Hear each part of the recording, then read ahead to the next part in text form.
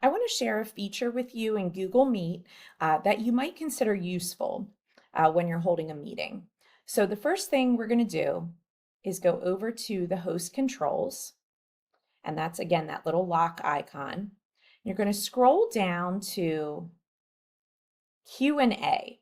So we're going to toggle on to allow questions in Q&A.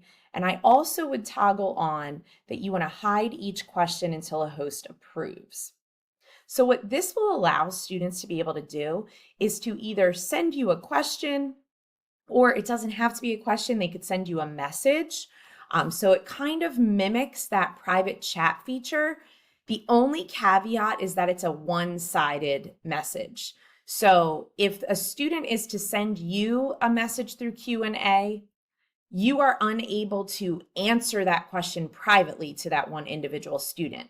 You would have to answer the question out loud for the whole class, but it does allow students to at least send you a message, like if they're having some sort of technical difficulty, or maybe their like audio isn't working. It's just a way for them to be able to communicate with you. Again, one-sided. You can't send a message back, but it allows a little bit of that private conversation to occur. I know we're kind of missing that private chat feature. So in addition to having those two things toggled on, I would toggle off allow anonymous questions, because you want to really know who's attached to the question. And then we don't have live streams, so you don't have to worry about that. Keep that toggled off also. So again, just make sure those settings are established. To access Q&A, you go to the waffle down here, which is the Meeting Tools waffle, and you should see Q&A listed as one of the options. So you can use this in multiple ways. First thing I had already talked about is students will be able to send you messages directly, and then you would have to approve them in order for them to be seen by everybody else in the meeting. So I'm going to use my participant account here and just send a message like that.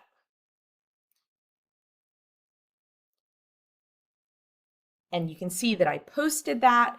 And now you as the host can see this message, but no other students in the meeting can see this message. Okay. So it only gives you two options. You can either delete it or approve it. You really might not want to do either. This is just, again, you can't reply to them. They can just send you a message. That's all there is to it. But it's just at least an option that they can reach out to you mid-meeting if needed. I'm just going to go ahead and delete that. Now, if I had approved it, that would have meant that everyone in the meeting would have been able to see whatever was posted. Another thing that you could do is you can pose a question. So you might, toward the end of your lesson, say, name one thing you learned from today's class, and you're going to post that. Okay.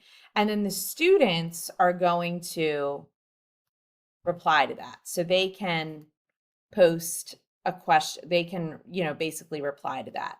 Or you could say a question out loud and have them ask a question, because it looks just like this on their end, ask a question. But instead of asking a question, they're going to put the answer to whatever question it is that you pose. So for instance, if I'm in my other account and I want to reply to the name one thing you learned from today's class, I might put, I learned that a simile compares two things using like or as, and I'm going to post that. So now, again, the host can see it, but nobody else can see it. So you would have a record of everything that the students are submitting, but they're not going to be able to see each other's submissions. So again, you might want to use that if you want to have kids drop something, like we might have dropped something in the chat, but this way they're not able to like steal answers from each other, because they're giving you a truly private answer to a question that you may have posed. All right, I just wanted to share that tool with you.